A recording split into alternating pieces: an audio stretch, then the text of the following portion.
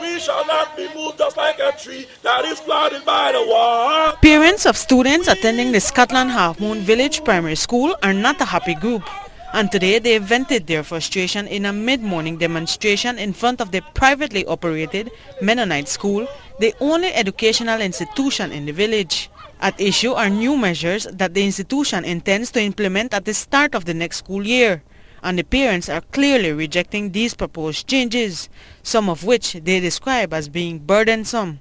Our kids is subject to an 800% increase in fees, and they will be subject to corporal punishment with a paddle. And the option they have is say, if we don't want it, we got to leave the school. And this is our school, it's our village. We built the school with their assistant, and we cannot get the audience with them. When they have meeting, they close us. They close the door. They don't want to speak to us. They told us we could only listen to them. And this is not the way we used to operate. There was mutual respect, mutual understanding. My thing is that these are our children.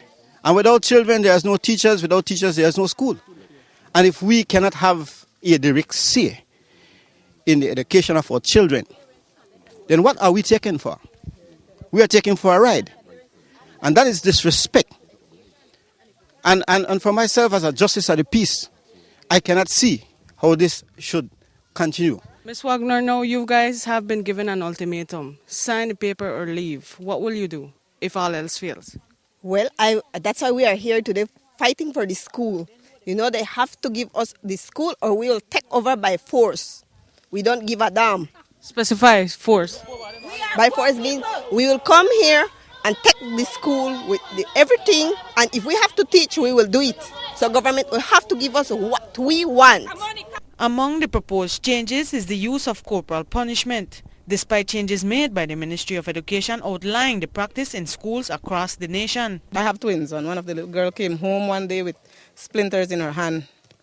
And when Mr. Lopez, I had an incident with the board already, and we brought out Mr. Lopez, and I even told him about that, but nothing was done. He told me to sign a paper. He told me to sign that paper. No, you've been given an ultimatum for May 7th to sign that paper. Will you? And I will not sign that paper. So that would mean they have the right to kick out your child from the school. Well, miss, we are born. I born here. My children are born here. And if I can't stay here, definitely they don't want to stay here. They want to lash our kids with paddles. I personally have destroyed both paddles in Isabella Bank. And if they would ever bring another paddle, I will destroy the other paddle. Because my child, I have an 11-year-old girl. I'm just going up to the stage of maturity. And they would not lash that child with a paddle. Because if my 11-year-old child will be lashed with a paddle, I guarantee this. One of us would end up in prison and the other one be in the hospital. The student population at the Scotland Halfmoon village is only 50. Our attempt to speak with the school's management was flatly rejected when the doors were bolted shut. Still, one of the teachers who dared to speak told Love News that the proposed changes came about because external funding from support missions have dried up. They have reached the point like the mission is to be by itself, self-supportive, and therefore that's what they're planning to do due to the economic crisis that's happening all around right now. So they rather to just cut back and do what they can do. So this is where this problem comes on. The paddle stuff, I haven't seen the paddle that they're talking about, so I don't know.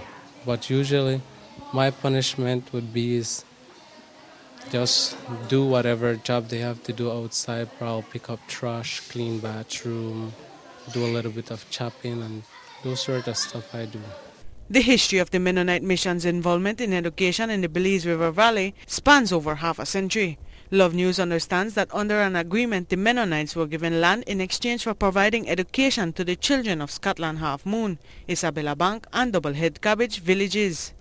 That relationship has now soured, and today, armed with banners and placards, the protesters made their feeling known in no uncertain terms. They won't pay any fee, increased, and furthermore, they want the Mennonites' mission gone from their community. They don't even send their kids to our school. And they're not here to be a part of us or to help us. They are here as merchants now. They are here to make money. They're not here to assist. They're not here to do missionary work. I'm saying to them, if they do not want to work with us, then leave us alone. Leave our village. They are not accepted here if they don't want to work with us. Nobody that doesn't want to work with us is not accepted in our communities. The demonstration today interrupted classes for most of the morning. At one point, the police had to be summoned to maintain the peace. It is not certain if the thorny issues will be ironed out before the enrollment date next week. But it is a story we will keep following. Reporting for Love News, I am Maria Novelo. We shall not be moved, for we are trees that is planted by the water. We shall not